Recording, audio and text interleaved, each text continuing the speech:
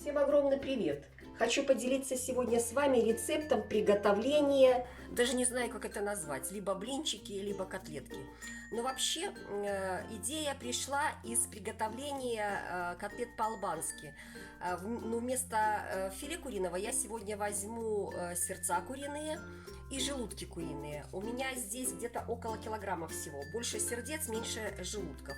И еще мне понадобится морковь, мне понадобится лук, зубчик чеснока, укроп, у меня зеленый лук, кабачок я буду использовать, 2 столовые ложки муки, майонез, ну и, конечно же, соль я возьму, и какие-то приправы, итальянские травы и смесь перцев у меня сегодня. Что мы делаем, как мы делаем? Я натру морковь на крупной терке, порежу лук кубиками и обжарю это все. Кабачок я натру на крупной терке. А наши сердца и желудки я пропущу 2 раза через мясорубку. Но прежде я сделаю так, я пропущу их 1 раз через мясорубку. Когда обжарю морковку и лук, я пропущу это все вместе еще раз. Поехали готовить. Я пропустила сердце и желудки через мясорубку. Вы знаете, наверное, одного достаточно будет раза. Достаточно мягкое получилось, потому что я как бы думала, что, наверное, будет твердо это все. Но к моему удивлению, фарш очень мягкий, практически как свининка, как филе. Поэтому 1 раз достаточно. И одновременно у меня здесь уже обжаривается лук и морковка. Вот. Их я потом пропущу отдельно, просто когда они обжарятся, через мясорубку. Теперь мне нужно кабачок нарезать натереть на крупную терку. Я, наверное, где-то пол кабачка натру на терочку. Да, половинки мне будет достаточно. Целый брать не буду. Вот так от половинку отрезаю и просто натираю его на крупной терочке.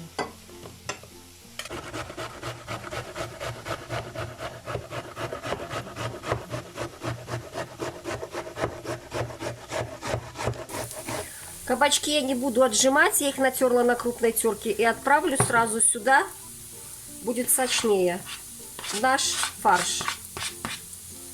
Перемешаю это тщательно.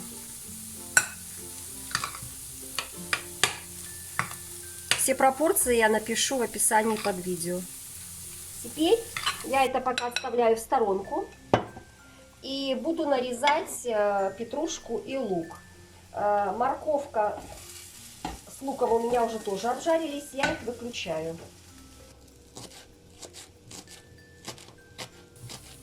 Зелень я нарезала все и тоже отправляю в наш фарш. Отправила зелень. И теперь я морковку с луком и чесноком пропущу через мясорубку сюда, в этот фарш. Я перекрутила морковку с луком обжаренные. И сейчас я это тщательно все перемешаю. Перемешиваю. И на этом этапе уже можно добавлять нам 1 яйцо. Смотрите, ориентируйтесь по количеству вашего фарша. Я думаю, в моем случае будет достаточно 1 яйца. Добавлю сейчас сюда столовую ложку майонеза. Вы, если любите майонез, добавляйте больше. И буду уже солить, добавлять специи и добавлю, конечно же, муку. Перемешиваю все тщательно. Отправляю сюда муку. Здесь у меня 2 столовые ложки. Больше не надо, меньше тоже. Перемешиваю, перемешиваю. Солю. Добавляю специи. Вы по вкусу. У меня смесь пряностей и перцев. Немножечко итальянские травы добавлю. Слегка.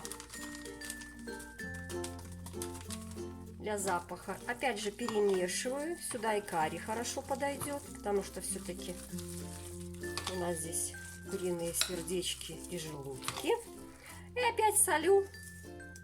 И таким образом фарш наш будет готов, и мы будем жарить котлетки.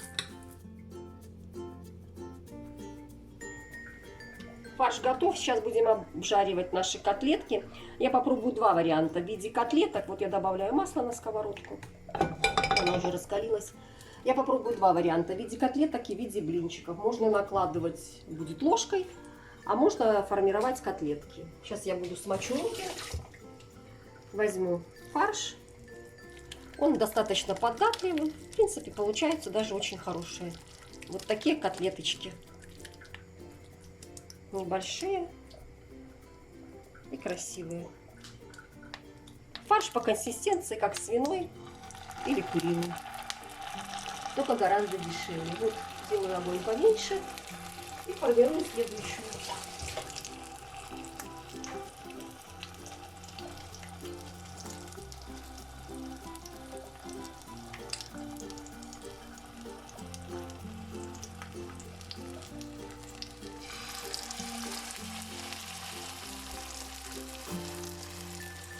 Я их делаю не очень маленькие, не люблю маленькие котлетки.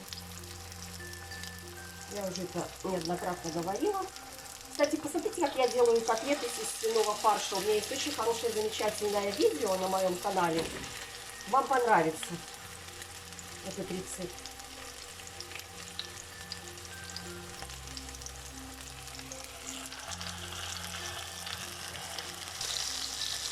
У меня дожаривается последняя партия.